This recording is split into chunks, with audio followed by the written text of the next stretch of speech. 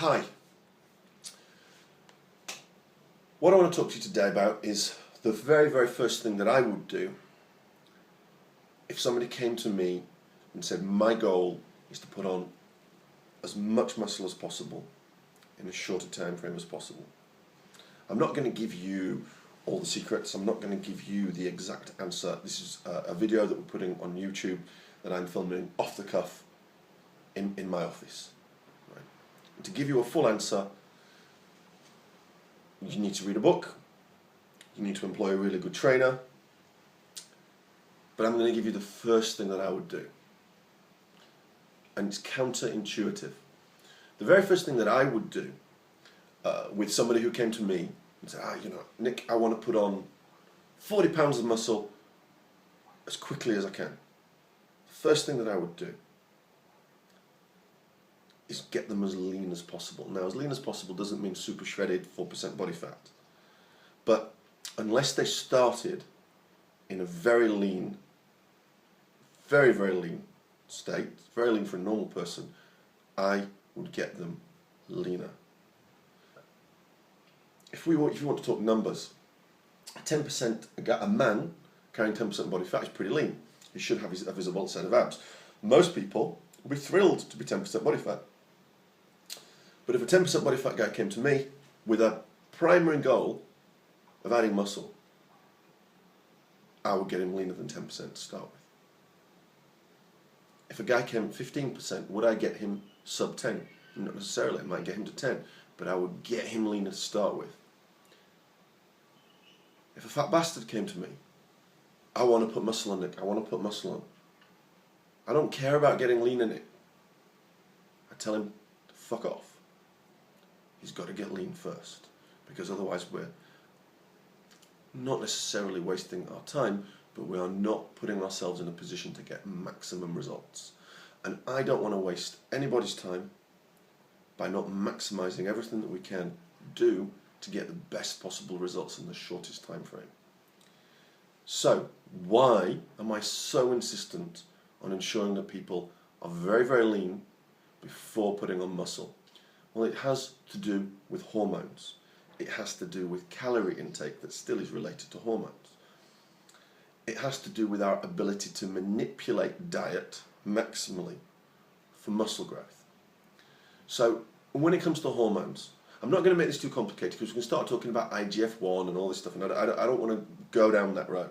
So we'll look at two big daddy hormones, insulin and testosterone. First of all, testosterone.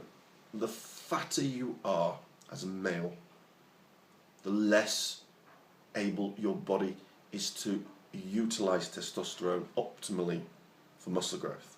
Because what happens is, my understanding is not that a 20% guy necessarily makes less testosterone than a 10% body fat guy. If I'm wrong, please can somebody correct me.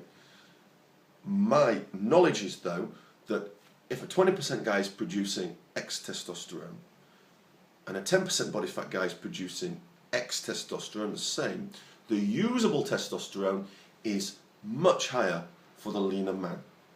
Why? Because we store an enzyme called aromatase in our fat cells.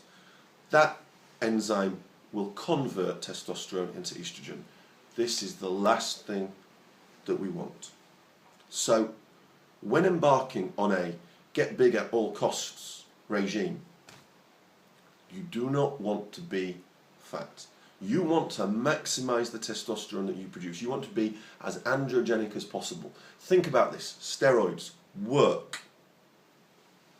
Steroids effectively are raising your androgen levels. Again, it's not that simple, but we keep it simple. So you want your body to use the testosterone. There's no good having an abundance of testosterone. There's no point. It's no good having an abundance of testosterone if it's going to get converted to estrogen. You're just going to end up growing breasts. So, what do we want? We want to get lean because we want to maximize our testosterone output. Point one. Point two, insulin. Insulin is the most anabolic hormone.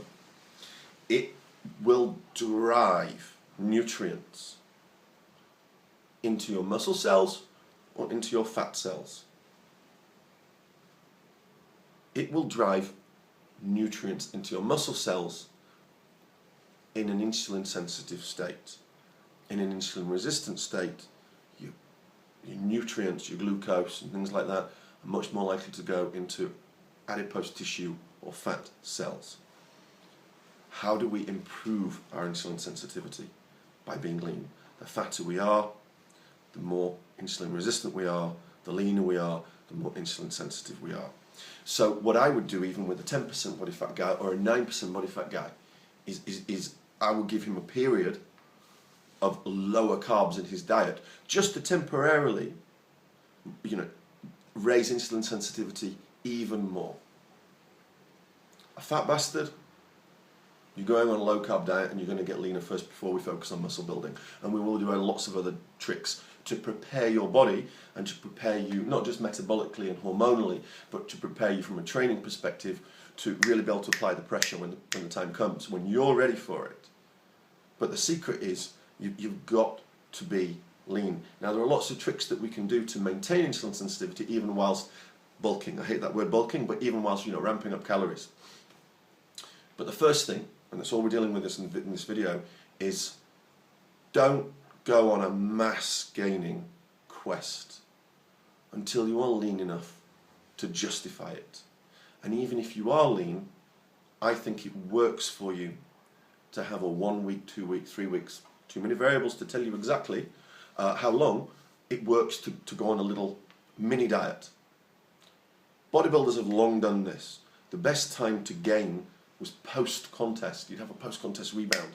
Your body would be just primed to take in nutrients. Your muscles would just go floof, and you would get a massive pump in your arms, just cleaning, in your biceps, just using your toothbrush and cleaning your teeth. It's amazing. Any of you who've been and got really, really good condition, will know that 2 or 3 week period post-competition, post-photo shoot, you swell up. We're trying to maximize this. So always, try to get lean first before going on this mass quest. This is another reason, by the way, to